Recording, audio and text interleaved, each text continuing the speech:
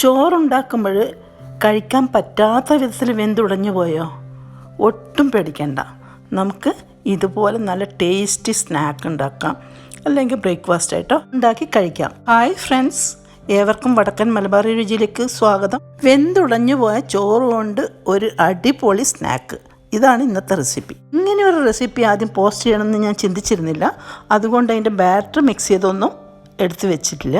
പിന്നീട് തോന്നി ആർക്കെങ്കിലും ഉപകരിച്ചെങ്കിൽ നല്ലതല്ലേ. ഇനി ഒന്നും ചിന്തിച്ചില്ല, ബാക്കി വീഡിയോസ് എടുത്തു ഇതാ നിങ്ങൾക്ക് വേണ്ടി പോസ്റ്റ് ചെയ്യുന്നു. ഇത് ചെറിയ ബോൾസ് ആക്കിയിട്ട് നമ്മുടെ ദോശത്തവയിലേക്ക് വെച്ചിട്ട് ഒന്ന് പ്രസ് ചെയ്ത് കൊടുത്തു.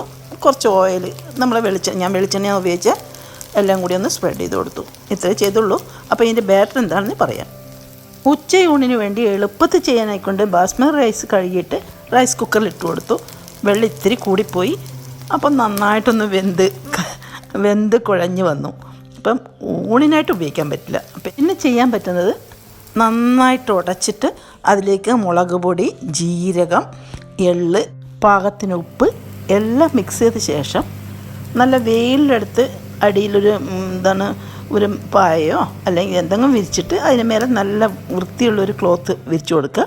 അതിൽ ചെറിയ ചെറിയ ബോൾസ് ആക്കിയിട്ട് ഒന്ന് വിരലുകൊണ്ട് പ്രസ് ചെയ്ത് ചെറിയ കുഞ്ഞു പപ്പടം മാതിരി പരത്തിയെടുക്കാം. അല്ലെങ്കിൽ ഇങ്ങനെ നുള്ളി ഇട്ടിട്ടും ഉണക്കിയെടുക്കാം. 2-3 ദിവസം കൊണ്ട് നല്ല കിലുകിലാന്ന് ഉണങ്ങി കിട്ടും. അത് നമുക്ക് ചൂടുള്ള എണ്ണയിലിട്ട് വറുത്ത് കോരി എന്തൊരു ടേസ്റ്റായിരിക്കും എന്നറിയോ. ഞാൻ ചെയ്യാറുണ്ട്. ചിലപ്പോൾ ഇങ്ങനെ വെന്ത് പോയതും ചെയ്യും, അല്ലാതെ ഇങ്ങനെ വേവിച്ചിട്ടും ചെയ്യാറുണ്ട്. സോറി, ഞാനിപ്പോൾ ചെയ്ത റൈസ് പാൻ കേക്കിൻ്റെ റെസിപ്പി എന്താണെന്ന് വെച്ചാൽ പറഞ്ഞില്ല.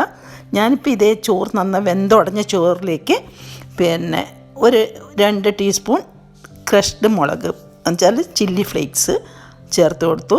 പിന്നെ 2 പിടി തേങ്ങ, പിന്നെ പാകത്തിന് ഉപ്പ്, 1 ടീസ്പൂൺ പെരിഞ്ജീരകം ഒന്ന് ചതച്ചിട്ട് കൊടുത്തു.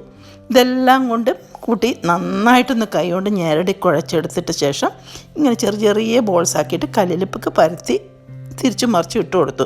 ഇനി അഥവാ നിങ്ങൾക്ക് അങ്ങനെ തിരിച്ചും മറിച്ചും ഇടാൻ പറ്റുന്നില്ല എങ്കിൽ ഇതിൽ 2 ടേബിൾ സ്പൂൺ കോൺഫ്ലോറോ അല്ലെങ്കിൽ അരിപ്പൊടിയോ എന്തെങ്കിലും ചേർത്ത് കുഴച്ചാലും മതി. ഞാനൊന്നും ചേർത്തില്ല. ഞാൻ വെറും ഈ ചോറ് കൊണ്ട് തന്നെയാണ് ഇത് ചെയ്തത്. നല്ല ടേസ്റ്റാണ്.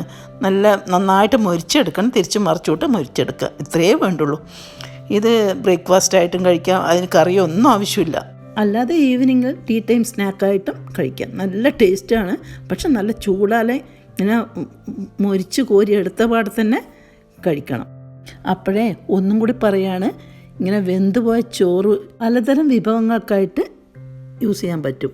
നിങ്ങൾക്ക് ഈ ടിപ്പ് മനസ്സിലായെങ്കിൽ, ഇഷ്ടപ്പെട്ടെങ്കിൽ ലൈക്ക് ചെയ്യുക, ഫാമിലിക്കും ഫ്രണ്ട്സിനും ഷെയർ ചെയ്യുക. സബ്സ്ക്രൈബ് ചെയ്യാത്തവർ മറക്കാതെ സബ്സ്ക്രൈബ് ചെയ്യുക. Thank you for watching.